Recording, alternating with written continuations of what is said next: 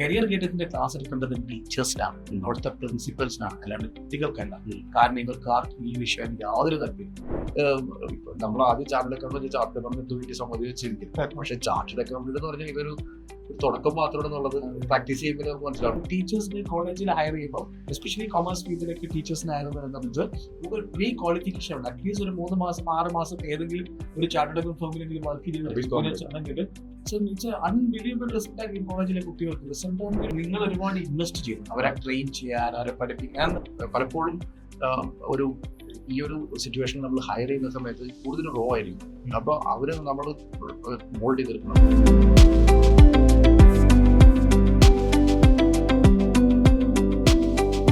നമസ്കാരം. ഇന്ന് എനിക്കൊരു സുഹൃത്തുണ്ട് നമ്മുടെ ഓഫീസിൽ, മിസ്റ്റർ നിഖിൽ. അദ്ദേഹം പെൻഡാറ്റ് സെക്യൂരിറ്റീസിന്റെ CEO ആണ്. അത്യാവശ്യം വന്ന് ഫേമസ് ആയിട്ടുള്ള ഇൻസ്റ്റാഗ്രാമിലും യൂട്യൂബിലൊക്കെ കണ്ടക്ട് ചെയ്യുന്ന ഒരാളാണ്. Especially on the stock markets, mutual fund, stock broking ഏരിയയിൽ വന്നിട്ട് അത്യാവശ്യം ആൾ ഫേമസ് ആണ്. Thank you. നമ്മൾ 2 വർഷമായിട്ട് പരിചയമുണ്ട്, പല സ്ഥലങ്ങളിൽ വെച്ച് കാണുന്നുണ്ട്. അപ്പോൾ ഞാൻ നിങ്ങളുടെ അടുത്ത് വരാനുള്ള ഒന്നാമത്തെ റീസൺ എന്ന് പറഞ്ഞാൽ കേരളത്തിൽ ഫിനാൻഷ്യൽ എഡ്യൂക്കേഷൻ, ഈ പറയുന്ന സ്റ്റോക്ക് മാർക്കറ്റിനെ കുറിച്ചായിട്ട്, മ്യൂച്വൽ ഫണ്ടിനെ കുറിച്ചായിട്ട് ഞാനൊരു വിഷയത്തിനെ കുറിച്ച് നോക്കുകയും ചെയ്യാറില്ല. അതിൻ്റെ ചാർട്ടൊക്കെ കൂടുതൽ ടാക്സ്, ഫിനാൻസ്, കുട്ടികളുടെ എഡ്യൂക്കേഷൻ, ബിസിനസ് ഓണേഴ്സിന്റെ എഡ്യൂക്കേഷൻ, അങ്ങനത്തെ കുറേ കാര്യങ്ങളെ കുറിച്ചായിട്ട് ഞാൻ കൂടുതൽ കണ്ടിട്ടുണ്ടെങ്കിൽ ചെയ്യാറുണ്ട്. ഇതുവരെ ഫിനാൻഷ്യൽ എഡ്യൂക്കേഷൻ എന്ന് പറയുന്ന ഒരു ഏരിയ നമ്മുടെ കേരളത്തിലെ കുട്ടികൾക്ക്, ഗ്രാജുവേറ്റ്സ്, എസ്പെഷ്യലി കൊമേഴ്സ് ഗ്രാജുവേറ്റ്സിന് വളരെ ഇമ്പോർട്ടൻ്റ് ആണെന്ന് ഞാൻ മനസ്സിലാക്കുന്നത്. എനിക്ക് അതിൻ്റെ ഒരു ഗ്യാപ്പ് ഞാൻ കണ്ടിട്ടുണ്ടായിരുന്നു. എനിക്ക് സ്പെഷ്യൽ 40 എന്ന് പറയുന്ന ഒരു കോഴ്സ് ഉണ്ട് എൻ്റെ ഓഫീസിൽ, ഞാനത് ചെയ്യാറുണ്ട്. അവിടെ അത് കൊണ്ടുവരാനുള്ള ഒന്നാമത്തെ റീസൺ കേരളത്തിൻ്റെ ബിസിനസ് ഓണേഴ്സിന് പ്രോപ്പറായിട്ട് സ്കില്ലുള്ള ഈ കൊമേഴ്സ് ഗ്രാജുവേഷൻ കഴിഞ്ഞിട്ട് എംപ്ലോയബിലിറ്റിക്ക് സ്കില്ലുള്ള കുട്ടികളെ കിട്ടാൻ ഭയങ്കര ബുദ്ധിമുട്ടാണ്. കേരളത്തിൽ 1 ലക്ഷം കുട്ടികൾ BCom പഠിക്കുന്നു. 1 ലക്ഷത്തിൽ ഒരു വർഷം ഇതിൽ ആരും തന്നെ എംപ്ലോയബിൾ ആയി. കാരണം BCom എല്ലാവരും പഠിക്കുമ്പോൾ ഞാൻ പഠിക്കുമ്പോൾ അല്ലാതെ എന്തിനു പഠിക്കുന്നു വെച്ചാൽ ആർക്കും അറിയില്ല. അപ്പം നിങ്ങൾക്ക് എങ്ങനെയാണ്, what you see basically in the ഒരു കൊമേഴ്സ് ഗ്രാജുവേഷൻ എന്ന് പറയുന്ന, because you also hire so many people, നിങ്ങളുടെ ഓഫീസിൽ ഒരുപാട് കുട്ടികളെ ഹയർ ചെയ്യാറുണ്ട്. വാട്ട് എക്സാക്ട്ലി ലാക്ക്, കുട്ടികൾക്ക് എന്താണ് ശരിക്കും ലാക്ക് ചെയ്യുന്നത്?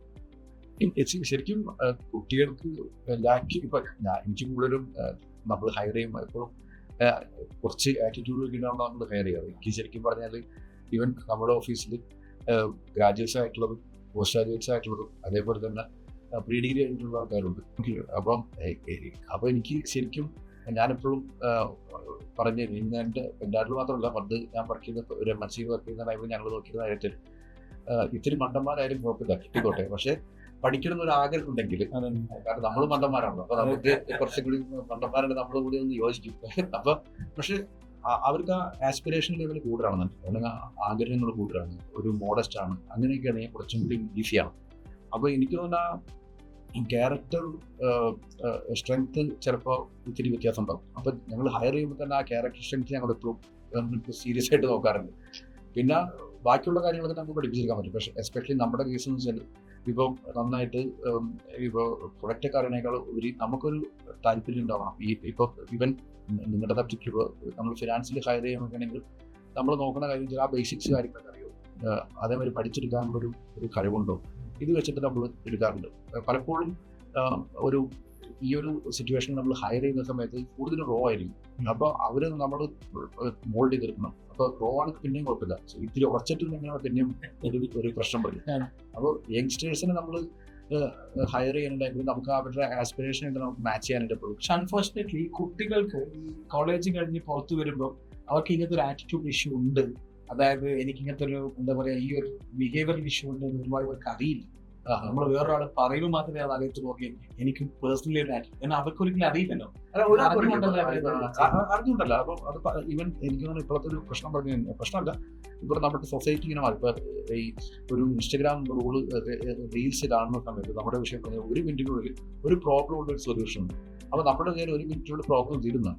ഇപ്പോൾ ഇൻസ്റ്റഗ്രാമിൽ 1 മിനിറ്റിൽ നമ്മളിങ്ങനെ വിഷമിച്ചിരിക്കണം, അത് കഴിയുമ്പോൾ എന്തെങ്കിലും സംഭവിക്കുന്നു, പിന്നെ ഹാപ്പിയാകും. അപ്പോൾ 1 മിനിറ്റിൽ ഈ പറഞ്ഞ എൻ്റെ ലൈഫ് സൈക്കിൾ കണ്ടു.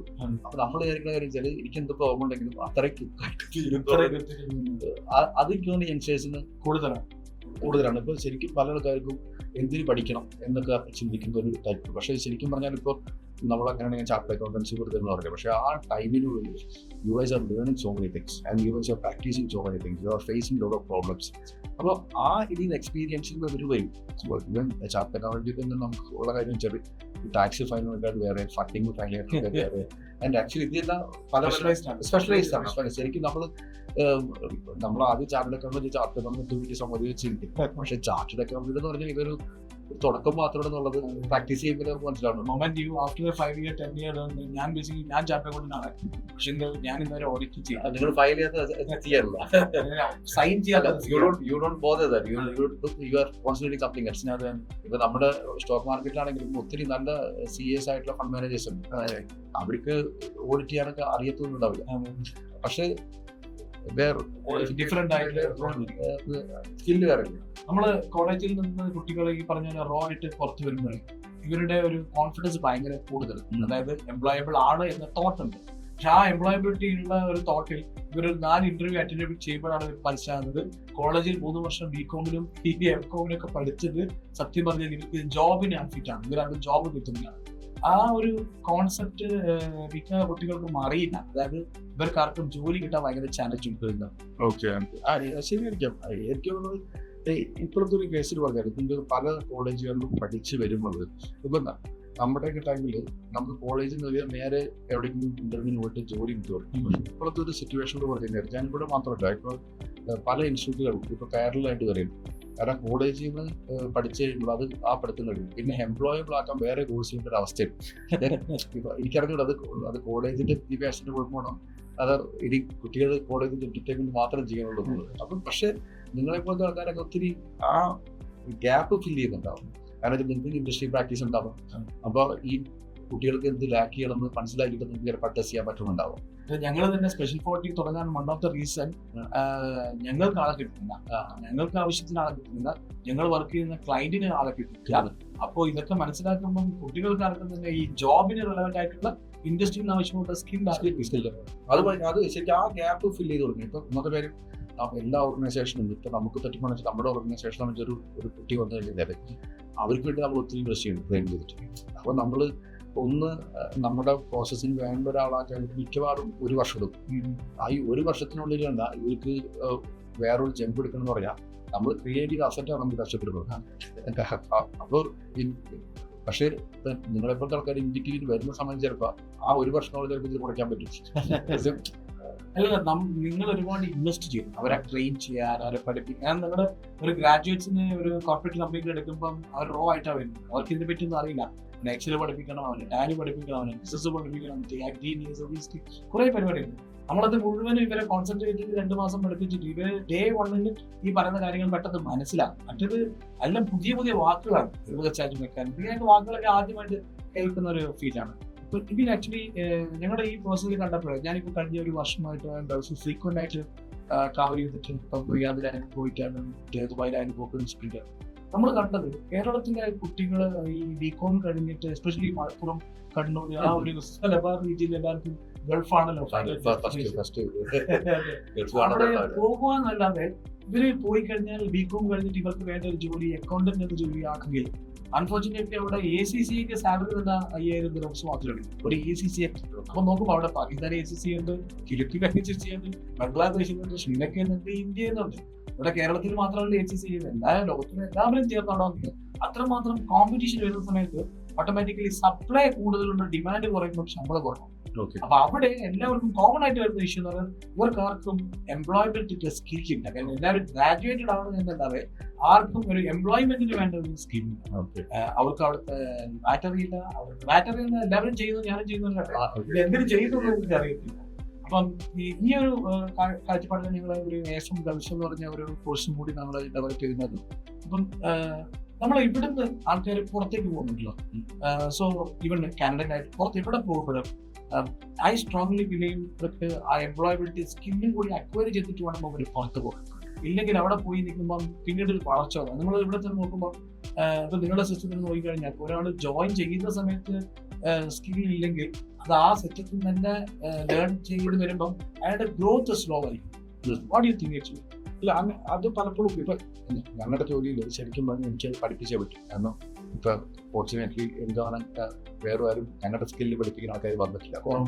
ഇപ്പൊ ഫോർ എക്സാമ്പിൾ എൻ്റെ ഫിനാൻസ് ടീമിലേക്ക് എടുക്കുമ്പോൾ ഞങ്ങൾക്കിപ്പോൾ 2 പേരാണുള്ളത്. അപ്പോൾ അവിടേക്ക് വരുമ്പോൾ ഇതെല്ലാം പഠിച്ചു വരുന്ന ഭയങ്കര ഒരു ആവശ്യം തന്നെ നമ്മളെ സംബന്ധിച്ചത്. അപ്പോൾ നമുക്ക് ഡേ 1 തുടങ്ങിയിട്ട് അവർക്ക് പറയണമെന്ന് മനസ്സിലാവും. റേഞ്ച് ആക്കൻസ് ഇപ്പോൾ നമുക്ക് ഒരാളെ ഉണ്ടായിരുന്നു. ഇപ്പോൾ നമ്മൾ വേറെ ആളെങ്കിലും എടുത്തിട്ട് ആ ടീമിലേക്ക് കൂട്ടിയിട്ടുണ്ട്. ഞാൻ പറഞ്ഞ ഇന്നത്തെ ഈ പറഞ്ഞ സബ്ജക്റ്റുമായിട്ട് ഫിനാൻസ് ടീം എന്ന് പറയുമ്പോൾ നമ്മുടെ അക്കൗണ്ട്സ് ടീം. അപ്പോൾ രണ്ടാമത്തെ ആൾ വന്ന ടൈമിൽ ആൾക്ക് ഫോർച്ചുനേറ്റ്ലി കുറച്ച് കാര്യങ്ങളൊക്കെ അറിയായിരുന്നു. പ്രത്യേകിച്ച് നമ്മുടെ ഓഫീസിൽ ഇപ്പോൾ നമ്മൾ 5-6 വർഷമായിട്ട് ചെയ്യുന്ന ഒരാളാണ്. ആളൊക്കെ പെട്ടെന്ന് പഠിപ്പിച്ചപ്പോൾ എനിക്കങ്ങനെ ഇപ്പോൾ ഒരു 5-6 മാസം പക്ഷേ there was A training requirement. അപ്പോൾ ഇത് ചെയ്തപ്പോൾ ഭയങ്കര ഒരു ഗുണം ഉണ്ടായിരുന്നു. പക്ഷേ ഇതോടൊപ്പം തന്നെ ഇപ്പോൾ ഫിനാൻസ് ടീം എന്ന് പറഞ്ഞു കഴിഞ്ഞാൽ ഒരു അക്കൗണ്ടൻറ്റ് എന്ന് പറഞ്ഞു കഴിഞ്ഞാൽ ശരിക്കും ആളൊരു വെറുതെ കണക്ക് മാത്രം നോക്കാതെ ആൾക്കും ഒരു റവന്യൂ കോൺട്രിബ്യൂഷനിൽ പങ്കുണ്ട്. ശരിക്കും പറഞ്ഞാൽ ഇപ്പോൾ നമ്മളിപ്പോൾ എപ്പോഴും നമ്മുടെ ചെറിയ ഓഫീസുകളിലൊക്കെ HR, ഫിനാൻസ്, അക്കൗണ്ടന്റ്, ഫിനാൻസ് പറഞ്ഞ ടീം ഉണ്ടാവാൻ ചാൻസ് ഇല്ല. അക്കൗണ്ടന്റാണ് എല്ലാവർക്കും. അപ്പോൾ നമ്മൾ ഇവർ ഫിനാൻസ് പറഞ്ഞത് ഫിനാൻസ് മാനേജർ എന്ന് പറഞ്ഞാൽ ആൾ ചെയ്യുന്ന അക്കൗണ്ടന്റിന്റെ പണിയായിരിക്കും, കണക്കപ്പിള്ളായിരിക്കും മാനേജ് ചെയ്യാൻ. അപ്പൊ ഫിനാൻസ് മാനേജ് പറയുമ്പോൾ നമുക്ക് ഫിനാൻസ് മാത്രമല്ല മാനേജ് ചെയ്യുന്നത്, നമുക്കവിടെ പീപ്പിളിന്റെ മാനേജ്, സപ്ലയറിന്റെ മാനേജ്, ഒരുപാട് പേര് അതിനേക്കാളും പ്രൊമോട്ടർ മാനേജ്.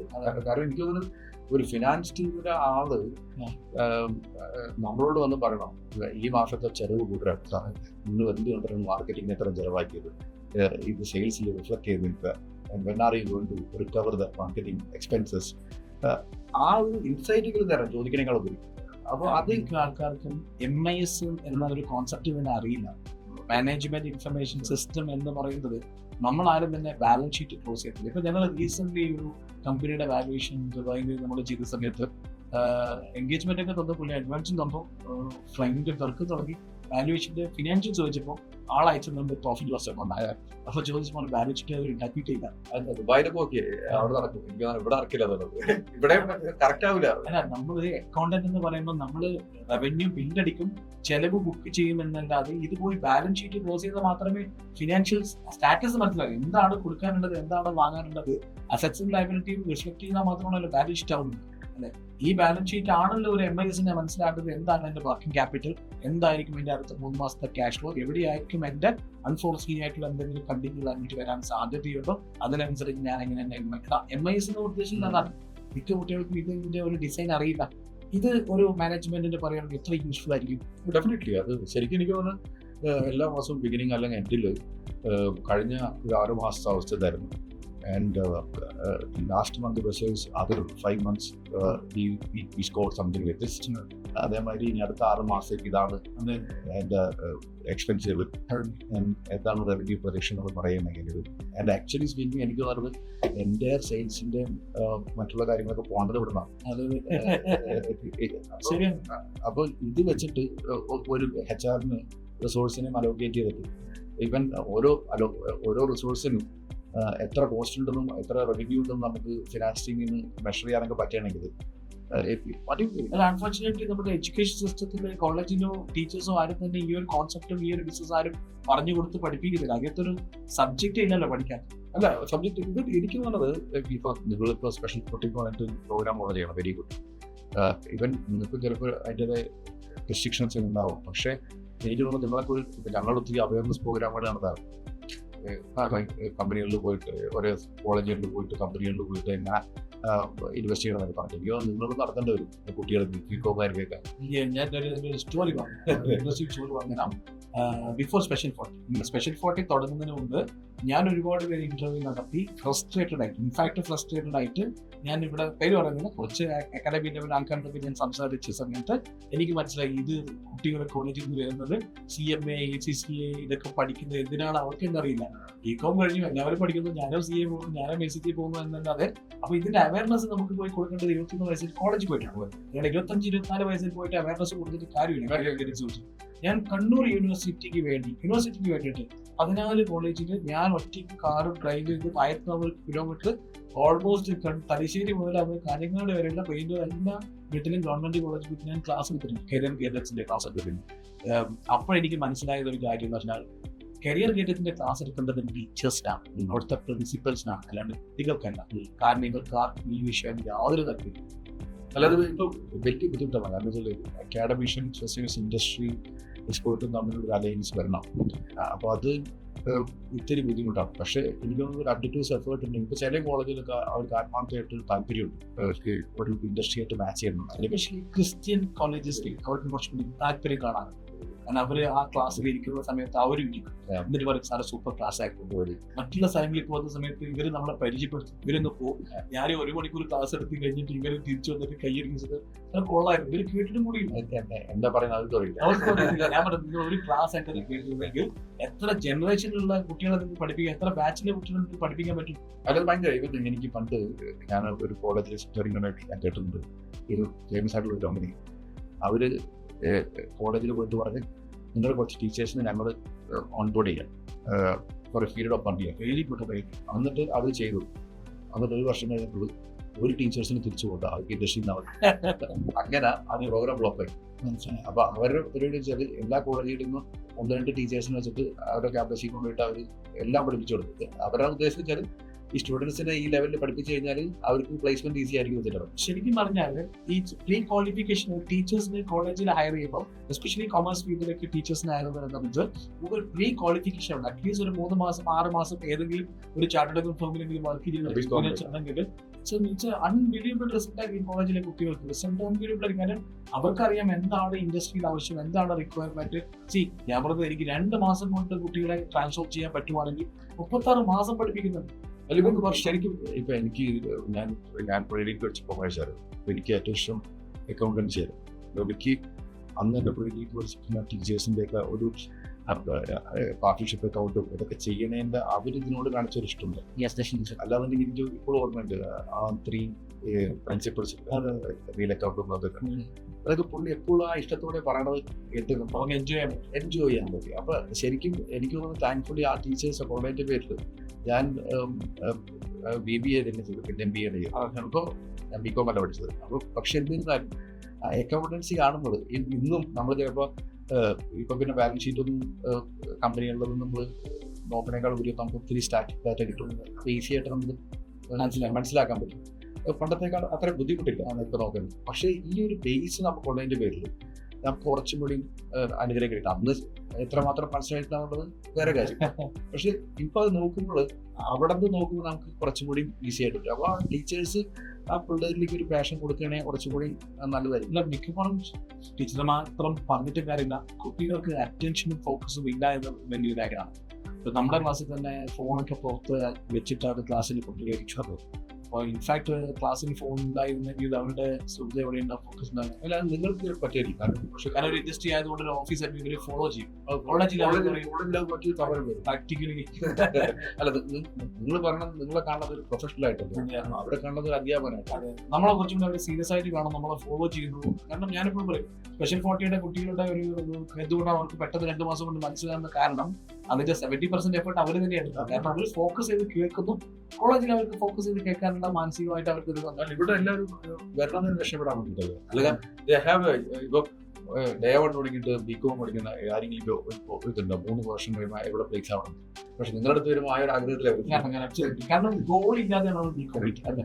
അപ്പം വാട്ട് യു തിങ്ക് ആക്ച്വലി എന്തായിരിക്കും ഒരു BCom എന്ന് പറയുന്ന ഒരു കോൺസെപ്റ്റില് കുട്ടികളെ എങ്ങനെ പഠിക്കണം BCom? What you think? അല്ല, BComല് ശരിക്കും എനിക്ക് ഞാൻ BComനേക്കാളും കൂടി ഞാനന്ന് 4th ഗ്രൂപ്പ് പഠിക്കുന്നത്. അതാണ് ഇപ്പോഴത്തെ +2 കൊമേഴ്സ് എന്ന് പറയുന്നത്. അന്ന് ഞാൻ പഠിക്കുമ്പോൾ 4th ഗ്രൂപ്പ് എടുക്കാൻ തന്നെ ഏറ്റവും പഠിക്കാത്ത അലപ്പന്മാർ പഠിക്കുന്ന സാധനം വേറെ ഏറ്റവും ഡിമാൻഡ് ഇന്ന് ഏറ്റവും കൂടുതൽ താല്പര്യമുള്ളത് ഡിമാൻഡും കൂടുതലുള്ളത്. അപ്പോൾ എനിക്ക് ഇപ്പൊ നിങ്ങളെപ്പുറത്തെ ഒരു ഇൻസ്റ്റിറ്റ്യൂട്ടുകളൊക്കെ ഇതിനു വേണ്ടിയിട്ട് BCom പഠിപ്പിക്കുന്നു എന്ന് പറയുമ്പോൾ തോന്നുന്ന കാര്യം വെച്ചാൽ ഓക്കെ നമ്മൾ പഠിച്ചത് ഒരു അപ്പൊ എനിക്ക് കുറച്ചാൾ മുന്നേ എൻ്റെ ഒരു ക്ലയൻറ്റ് വന്നു. അപ്പൊ അവരുടെ മോൻ ഇതിന് പഠിക്കുന്നുണ്ട്. അപ്പൊ ഞാൻ അറിയാതെ പറഞ്ഞു എല്ലാ തല്ലിപ്പൊളികളും വന്ന് പഠിക്കുന്നതാണ് നമ്മള്. അപ്പൊ ഞാൻ എന്നെ കണ്ടിട്ടാണ് ഞാനത് പറഞ്ഞു. കാരണം ഞാൻ അങ്ങനെ ഒരാളെടുത്തത്. അപ്പോൾ അവർ നല്ല പയ്യൻ 10-90% മുകളിലുണ്ടായിരുന്നു. ഇപ്പം പറഞ്ഞിട്ട് തന്നെയാണ് ഇത് പഠിച്ചിരുന്നത്. ഇവർ പാരൻസ് ഓൾസോ റിയലി ഹാപ്പി. അവരുടെ ഓഫീസ് ആണ് പാരൻസ്, അവരും really happy put him into this field. അപ്പോൾ എനിക്ക് തോന്നുന്ന കാര്യം വെച്ചാൽ കുറച്ചുകൂടി ഒരു ഇൻഡസ്ട്രിയൽ എക്സ്പോഷർ കിട്ടുകയാണെന്നുണ്ടെങ്കിൽ അറ്റ്ലീസ്റ്റ് ഒരു റിയൽ അക്കൗണ്ടിങ് ഒന്ന് മാനേജ് ചെയ്യാനായിട്ട് പഠിക്കുകയാണെങ്കിൽ, അല്ലെങ്കിൽ ഏറ്റവും എന്തെങ്കിലും ഇൻഡസ്ട്രി ആയിട്ട് ഇവരെ അലൈൻ ചെയ്യിപ്പിക്കാൻ പറ്റും. എനിക്കറിഞ്ഞുകൊണ്ട് അത്രമാത്രം പ്രൊജക്റ്റ് കൊടുക്കാൻ പറ്റുമെന്നുള്ളത്. അറ്റ്ലീസ്റ്റ് ഒരു 2 മാസമൊക്കെ ഏതെങ്കിലും ഇൻഡസ്ട്രിയിൽ പോയിട്ട് ഒരു അക്കൗണ്ടിങ് പഠിക്കാനായിട്ടുള്ള CA ഫേമിൽ പോകണമെങ്കിൽ അത്രയും നല്ലത്. എനിക്കറിഞ്ഞോടെ CS അത്രയും കപ്പാസിറ്റി ഉണ്ടാവുള്ളൂ. പക്ഷെ ഏതെങ്കിലും അല്ലെങ്കിൽ അവരുടെ കോളേജിലത്തെ ഏതെങ്കിലും ഇതായിട്ട് അലൈൻ ചെയ്തിട്ട് പ്രാക്ടിക്കൽ ചെയ്യിപ്പിക്കുകയാണെന്നുണ്ടെങ്കിൽ കുറച്ചും കൂടി പ്രാക്ടിക്കൽ ആവാം നല്ലതായിരിക്കും. ഈവൻ എനിക്ക് തോന്നുന്നത് എന്തെങ്കിലും ഇൻഡസ്ട്രിയിൽ ചെയ്യിപ്പിക്കണവരുണ്ട്. ഇപ്പം എനിക്ക് ഞാനിപ്പോൾ ചില ടൈമിൽ ചില കോളേജിലൊക്കെ ആൾക്കാർ പറയാറുണ്ട്, അവർ കുട്ടികളെ എന്താ പറയുക നമ്മളെ ഓഫീസിൽ വിട്ടിട്ട് ചെയ്യിപ്പിക്കുക, ഇന്റേൺഷിപ്പിന് വിടാം, ഇൻഡസ്ട്രിയൽ ട്രെയിനിങ്. അപ്പം ശരിക്കും ഞാനത് അവിടെ നിന്ന് വിടുമ്പോൾ കോളേജിൽ നിന്ന് വിടുമ്പോൾ പ്രശ്നം വെച്ചാൽ ഇവർ തമാശയ്ക്ക് വരുന്നത്. നമ്മൾ അങ്ങോട്ട് ചോദിക്കുമ്പോൾ ഇവരുടെ വിചാരം വെച്ചാൽ അവർക്ക് സാലറി കൊടുക്കണം. അപ്പോൾ എനിക്ക് മനസ്സിലായി നമ്മൾ ഈ പണിക്ക് വേണ്ടി നടക്കുക അതിനേക്കാൾ വരെ ഹയർ ചെയ്തിട്ട് മര്യാദയ്ക്ക് പഠിപ്പിക്കണം. കാരണം നമ്മൾ അങ്ങോട്ട് നമ്മൾ ഒരു വിൻ വിൻ സിറ്റുവേഷനിൽ ചെല്ലുമ്പോൾ it is not working for us. കാരണം ഞങ്ങൾക്ക് ആരെങ്കിലും വരാണെങ്കിൽ സീരിയസ്ലി വരണം. നമുക്ക് വേറെ പേഴ്സണൽ അജണ്ട കിട്ടും. ഞാൻ ലാസ്റ്റ് ടൈം 2 വർഷം മുമ്പ് കണ്ണൂർ യൂണിവേഴ്സിറ്റി കോളേജിൽ പോകുന്ന സമയത്ത് അന്ന് എനിക്ക് സ്പെഷ്യൽ 40 ഉണ്ടായിരുന്നു. അതൊരു എനിക്ക് അതിന് ഒറ്റവണം. ഞാൻ ഈ വെറുതെ കോളേജിൽ വന്നിട്ട് അത് ഒരു കോഴ്സും ഒന്നും ഇല്ലാതെ ഞാൻ ഈ 100 ക്ലാസ് എടുക്കാൻ പോകുന്നതിന്റെ പർപ്പസ് അവർക്ക് മനസ്സിലാക്കാം. പിന്നെ ആഫ്റ്റർ പോയിട്ട് പിന്നീടാണ് ആക്ച്വലി ഞാൻ യൂട്യൂബിൽ വീഡിയോ ചെയ്തത്. ഒരു ക്ലാസ്സിൽ പോയി റിയലി ബ്ലെസ്സിങ്. കാരണം വെച്ചാൽ നമ്മൾ ഇരുന്നിട്ട് സൈലന്റ് ആയിട്ട് ചെയ്യുന്നു, ആൾക്കാർക്ക് വേറെ പണിയില്ലാത്തപ്പോൾ കാണുന്നു. Slowly come to watches on regular basis. അപ്പോൾ നമ്മൾ ഓരോടത്ത് ചെല്ലുമ്പോൾ ഈവൻ നമ്മുടെ ഓരോ അവയർനെസ് പ്രോഗ്രാം ആയാലും നമ്മൾ ഈ പറഞ്ഞ ഇന്റേൺഷിപ്പിൻ്റെ ഒക്കെ ആയാലും നമ്മൾ അങ്ങോട്ട് ഇനീഷ്യേറ്റീവ് എടുത്തിട്ട് ചെന്നിട്ട് പലപ്പോഴും ഉള്ള വിഷയം പറഞ്ഞാൽ അവരുടെ ഒരു എക്സ്പെക്ടേഷനും ഞങ്ങളുടെ റിക്വയർമെൻറ്റ് തമ്മിൽ മീറ്റ് ആവുകയില്ല. അപ്പം ഞാനിപ്പോൾ കൂടുതലും ഹയർ ചെയ്തിട്ട് തന്നെ ചെയ്യാറ്. എൻ്റെ ആദ്യത്തേക്ക് ഒരു ആവശ്യം വെച്ചാൽ ഇന്റേൺഷിപ്പ് കൊടുത്തിട്ട് എൻ്റെ പരിപാടി വെച്ചാൽ after 6 months time, after 3 months time അവർ നന്നായിട്ട് വരണമെന്നുണ്ടെങ്കിൽ നമുക്ക് തന്നെ നമുക്കൊരു 6 പേരെ എടുത്താൽ മനസ്സിലാവും 3 പേർക്ക് താല്പര്യമുണ്ടാകും, 3 പേർക്ക് താല്പര്യമുണ്ടാകും. അത് 6 പേര് ഇൻവെസ്റ്റ് ചെയ്താലേ മനസ്സിലാവും ആർക്കാണ് താല്പര്യം. അതുകൊണ്ടാണ് നമ്മൾ ഇന്റേൺഷിപ്പിൽ ഇങ്ങനെ എടുക്കുന്നത്. കാരണം ആദ്യമേ ശമ്പളം കൊടുത്ത് വന്ന് 6 മാസം കഴിഞ്ഞ് കഴിയുമ്പോൾ എന്നെക്കൊണ്ട് പറ്റുന്നില്ല, ഞാൻ പോട്ടെ. ആ ഒരു ഓപ്ഷൻ നമുക്കുണ്ട് ഇന്റേൺഷിപ്പിൽ. അത് ഭയങ്കര നല്ല. എനിക്ക് തോന്നുന്നത് കൂടുതലും ബികോമിലേക്ക് പറ്റിപ്പോണ ഒന്ന് ബികോമിലൊക്കെ ചെയ്യുന്ന ആ കോളേജിലും കുട്ടികളെയും കൂടി മാനേജ് ചെയ്യാൻ പറ്റും. പിന്നെയുള്ള കാര്യത്തിൽ 3 വർഷത്തിൽ പിള്ളേർ വരുമ്പോൾ കുറച്ചും അവരൊരു കളിയുടെ ഒരു മൂഡിലായിരിക്കും പറ്റും. 4 വർഷമാണ് ബികോം. പിന്നെ ബികോമിൽ തന്നെ വേറെ കുറെ വെറൈറ്റീസ് ഉണ്ടല്ലോ, കമ്പ്യൂട്ടർ സയൻസ്, കോർപ്പറേറ്റ്. ഞങ്ങളൊക്കെ പഠിക്കുമ്പോൾ അങ്ങനെയൊക്കെയാണ്. അപ്പൊ എനിക്ക് നമ്മൾ കേട്ട ബികോമും എനിക്ക് ആ ടൈമിൽ ആ ഏജിൽ നമുക്കതിനൊരു മൂടുണ്ടാവില്ല. അപ്പം പക്ഷേ നമുക്കിപ്പം തോന്നുന്നു അങ്ങനെയാണെന്നുള്ളത്. പക്ഷെ അവരുടെ സംബന്ധിച്ചിടത്തോളം 20 വയസ്സ് അവർക്കൊന്നും അറിയാം. നമ്മൾ പഠിച്ചിരുന്ന ടൈമിൽ വല്ല അത് പിന്നെ എനിക്ക് 15 വർഷം പഠിച്ചിട്ട് എനിക്കറിയില്ല എന്തിനാ പഠിച്ചത്. അതിനാണ്. പക്ഷെ നമ്മൾ ആ ഒരു സീരിയസ്നെസ് ആവുകയാണ് നമ്മൾ ഇതിനെ മാറ്റി ചിന്തിക്കാറുണ്ട്. അപ്പം പക്ഷെ നിങ്ങളെ പോലത്തെ ആൾക്കാർ വാല്യൂഡേഷൻ കൊടുക്കുന്ന കാര്യം വെച്ചാൽ അവര് നിങ്ങളുടെ ഏറ്റവും വലിയ വിജയം വെച്ചാൽ സ്റ്റുഡൻസ് റെഡിയായി വരുമ്പോഴാണ് നിങ്ങൾക്ക് അവരെ കിട്ടുന്നത്. അത് നിങ്ങളെ സംബന്ധിച്ച് വലിയൊരു നമ്മുടെ ടീച്ചേഴ്സിന് കാര്യമൊക്കെ ടീച്ചർ ഇപ്പൊ ഞാൻ ചില വീഡിയോ കാണുന്നുണ്ട്, ടീച്ചേഴ്സിന് പിള്ളേർ ചീറ്റൊക്കെ പറഞ്ഞിട്ട് ആ സിറ്റുവേഷനിലൊക്കെ ഉണ്ടാവില്ല. അപ്പൊ അതൊരു ടീച്ചേഴ്സിനും ഉള്ള പ്രശ്നം വെച്ചാൽ ഈ കുട്ടികളുടെ കളിനെയും ഒക്കെ ഒപ്പത്തിനൊപ്പം കൊണ്ടുപോയിട്ട് പഠിപ്പിക്കാനല്ലേ പറ്റത്തുള്ളൂ. അത് ശരിയാണ്. അല്ല, എസ്പെഷ്യലി എനിക്ക് പറയാനുള്ളത് ഈ ഒരു മെസ്സേജ് വഴി എനിക്ക് പറയാനുള്ളത്, കാരണം ഞാൻ ഈ ഫീൽഡിൽ 10-15 വർഷമായതുകൊണ്ട് ഇന്നത്തെ എക്കണോമിക് ലെവലിൽ വന്നിട്ട് ഇന്ത്യ പോകുന്ന ഒരു നമുക്കറിയാം ബഡ്ജറ്റ് കാര്യങ്ങൾക്കായിട്ട് മാറി എക്കണോമിക് ലെവലിൽ പോകുന്ന സമയത്ത് 2030-2028 ലാർജസ്റ്റ് എക്കണോമി അവിടെ especially commerce graduates, CMA, CCA, CX, all the compliance become very, very hectic in future. അപ്പോൾ എപ്പോഴും ഈ പ്രൊഫഷണൽ കോഴ്സസ് അല്ലെങ്കിൽ കൊമേഴ്സ് ഗ്രാജുവേറ്റ് ഫിനാൻസ് ലെവലിൽ എന്ന് പറഞ്ഞാൽ ഹ്യൂജ് ഓപ്പർച്യൂണിറ്റി. കാരണം കിട്ടാൻ ആളില്ല. അല്ലെങ്കിൽ ഇനി ഡെഫിനറ്റ്ലി ഉണ്ടാവും. കാരണം ഇനി നമ്മൾ പറയുന്നത് ഇന്ത്യനെ 5 ട്രില്യൺ എക്കണോമി 10 ട്രില്യൺ എക്കണോമി ആവുന്നതാണ്. അങ്ങനെയാകുമ്പോൾ ഇവിടെ ചെറുകിട കമ്പനികൾ MSME ഇപ്പോൾ ഈ ബഡ്ജറ്റ് തന്നെ ഏറ്റവും കൂടുതൽ സപ്പോർട്ട് കൊടുത്തിരിക്കുന്ന MSME യൂണിറ്റുകൾക്കാണ്. ഈ പറഞ്ഞ എല്ലാ MSMEയും എനിക്ക് സ്റ്റാർട്ടപ്പുകളിലും എല്ലായിടത്തും നല്ല ഫിനാൻസ് ടീമിൽ നല്ല ടാലന്റ് വന്നേ പറ്റും.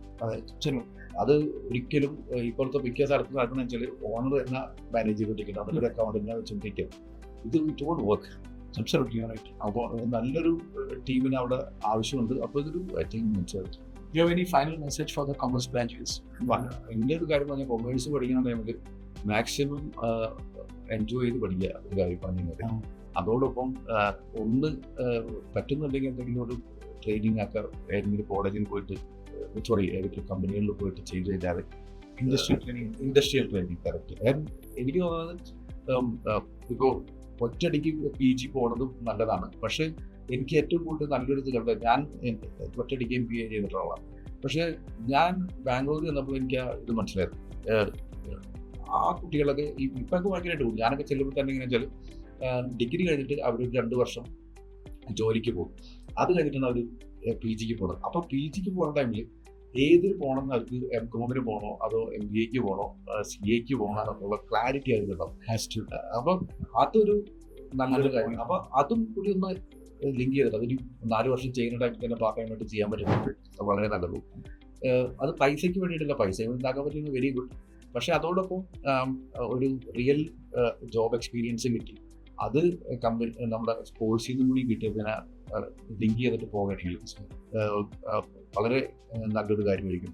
അപ്പോൾ enjoy what ever they are doing. അതാണ് എനിക്ക് എപ്പോഴും തോന്നിയിട്ടുള്ള ഒരു കാര്യം പറയുന്നത്. It was a great talk. Thanks for